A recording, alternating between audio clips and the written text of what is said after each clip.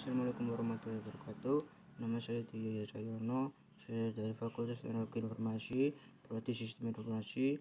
Saya akan menjelaskan tentang Corporate Information System.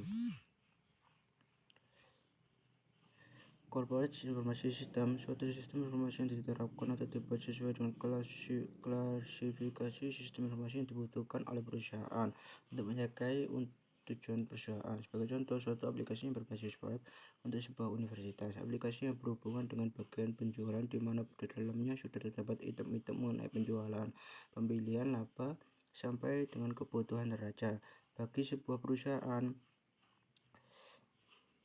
Definisi SIM A. Computer-based system transmits information and helps the user with similar needs. Dari definisi tersebut jelas bahwa SIM merupakan dasar dari penggunaan sistem informasi yang berbasis komputer di mana di dalam pengembangannya dapat diimplementasikan sebagai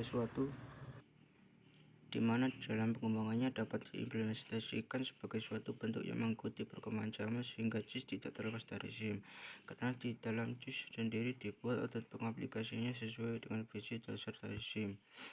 Perusahaan dan lingkungannya. Sebuah perusahaan mengambil sumber daya dari lingkungannya, mengubah sumber daya tersebut menjadi produk dan jasa, dan mengembalikan sumber daya yang telah diubah kembali ke lingkungan. Model umum sistem perusahaan. Aliran sumber daya fisik, aliran sumber daya virtual. Aliran sumber daya fisik terdiri dari pegawai, bahan baku, mesin, dan uang. Pegawai dipekerjakan diubah ke tingkat yang lebih tinggi melalui pelatihan dan pengalaman. Pada akhirnya akan meninggalkan perusahaan. Bahan baku diproses menjadi barang jadi kemudian dijual kepada para pelanggan. Mesin dibeli, digunakan, kemudian dijual dalam bentuk besi tua atau ditukar kembali menjadi besi yang lebih baru. Uang masuk ke dalam perusahaan dalam bentuk penerimaan, penjualan, investasi, pemegang saham, dan pinjaman, lalu diubah menjadi pembayaran kepada pemasok, pajak kepada pemerintah, dan pengembalian kepada para pemegang saham. Aliran sumber daya virtual. Sumber daya yang berupa informasi yang berguna untuk pengambilan keputusan. Informasi ini berasal dari data-data yang didapat dari lingkungan. Mekanisme pengendalian perusahaan. Unsur-unsur yang memungkinkan perusahaan mengendalikan operasinya sendiri meliputi standar kinerja yang harus dipenuhi oleh perusahaan jika ia mencapai tujuan secara keseluruhan. Manajemen perusahaan. Suatu proses informasi mengubah menjadi informasi. Lingkaran umpan balik log terdiri atas sumber daya virtual di mana data dikumpulkan dari perusahaan dan dari lingkungan lalu memasukkan ke dalam pemrosesan informasi yang mengubah informasi ini nantinya akan diberikan kepada para manajer untuk mengambil keputusan yang akan mempengaruhi perubahan yang dibutuhkan pada sistem fisik. Hal ini yang nanti akan membantu dalam mengetahui kinerja dari suatu perusahaan di dalam lingkungan dari suatu perusahaan dapat bervariasi. Sebuah bank memiliki lingkungan yang berbeda dari sebuah toko alat-alat olahraga. Meski demikian, kita dapat mengidentifikasikan 8 unsur utama yang terdiri di dalam lingkungan seluruh perusahaan. Unsur-unsur lingkungan ini adalah organisasi dan individu yang berada di luar perusahaan yang berinteraksi baik secara langsung maupun tidak langsung atas perusahaan. Kedelapan unsur ini dapat di dalam sebuah sistem yang lebih besar yang disebut masyarakat sosial. Lain ada 8 unsur utama masyarakat paling utama, yaitu perusahaan di dalam, yaitu perusahaan pemerintah, komunitas global, pelanggan, pesaing, pemegang saham atau pemilik, serikat pekerja, pemasok, komunitas keuangan.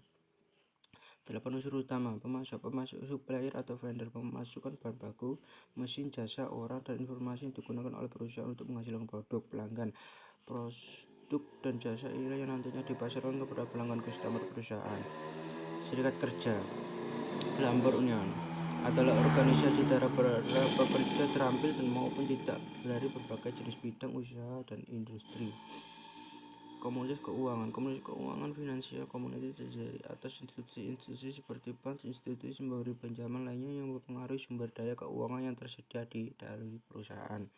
Pemegang saham dan pemilik stakeholders and owners adalah orang-orang yang menginvestasikan uang ke dalam perusahaan. Pesaing kompetitor mencakup semua organisasi yang bersaing dengan perusahaan di dalam pasar. Pemerintah governments akan memberikan pembatasan dalam bentuk peraturan dan perundang-undang, juga memberikan bantuan dalam bentuk informasi, pembelian dana dan dana. Komunitas global. Komunitas community adalah wilayah geografis di mana perusahaan menjalani operasinya. Perusahaan harus menunjukkan tanggung jawabnya kepada masyarakat dengan menghargai lingkungan hidup, memberikan produk dan jasa yang memberikan kontribusi kepada mutu kehidupan, dan melakukan operasi secara etis. Keunggulan yang dapat diraih suatu perusahaan. Keunggulan kompetitif. Mereka dapat mencapai keunggulan ini dengan memberikan produk dan jasa pada harga yang lebih rendah, memberikan produk dan jasa dengan kualitas yang lebih baik, dan mempengaruhi kebutuhan khusus dari segmen-segmen tertentu. Perusahaan mempunyai sumber daya virtual dan fisik. Dimensi keunggulan kompetitif. Keunggulan kompetitif dapat direalisasikan dalam bentuk mendapat keuntungan strategis, taktis, maupun operasional. Keunggulan strategis advance. Sebagai contoh, sebuah perusahaan dapat memutuskan untuk mengubah seluruh datanya menjadi basis data dengan alat penghubung standar seperti cloud, penghubung browser web, guna memungkinkan berbagai dengan sekutu-sekutu bisnis dan pelanggannya. Basis data yang terstandarisasi dan dapat diakses melalui browser web mencerminkan pergeseran perusahaan secara strategis. Keunggulan tactical advance.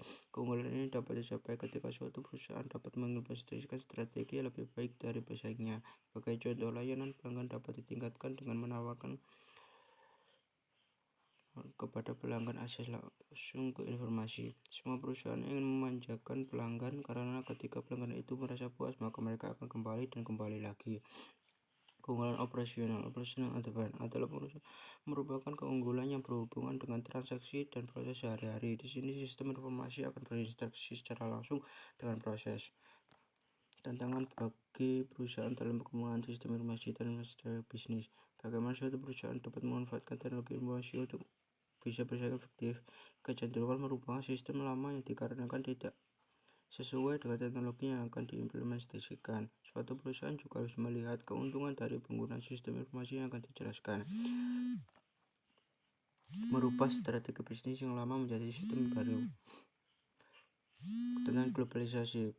Bagaimana perusahaan memahami kebutuhan bisnis dan sistem ruang lingkup ekonomi global. Pertumbuhan ekonomi global saat ini memicu perusahaan untuk mulai perubahan secara pandang, di mana suatu perusahaan yang ingin maju harus berpikir untuk memulai bisnis dengan lingkup luas atau secara multinasional.